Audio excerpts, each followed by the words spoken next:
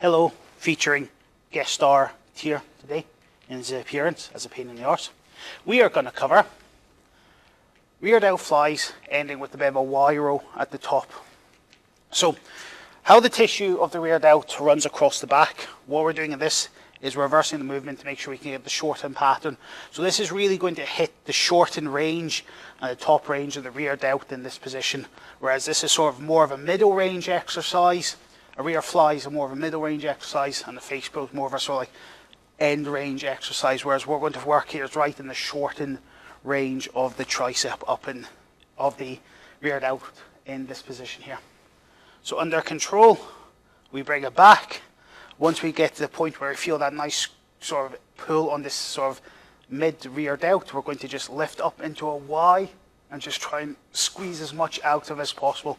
Guarantee you that little up at the slight sort of 45 to 30 degree angle, you're going to get a nice sort of good squeeze across the top. So setting up, hands through. We just adopt the standard position for a rear delt fly. So from here we start off straight back until we get to that mid-range, and from there what we're going to do is we're going to pull up and back to get that nice little squeeze in the last range of motion. From there down and forward. So we go back. Once we get good load on the rear delt, we're going to pull up and back into that last range and then down. You're not going to get a lot of reps out of this because this will burn exceptionally fast and exceptionally quickly. So our first phase of this exercise is the movement back, engagement of the tissue and up.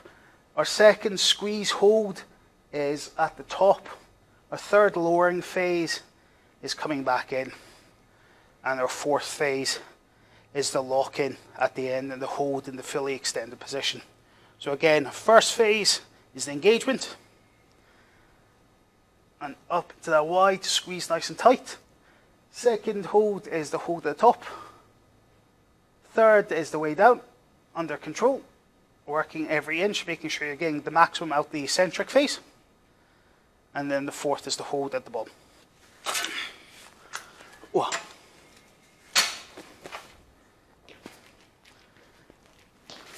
So, hope this helps. We intend to maybe find this exercise as part of a superset.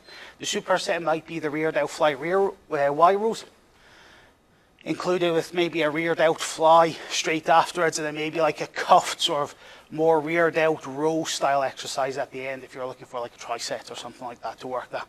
But again, all that sort of stuff will be covered by myself in your programming.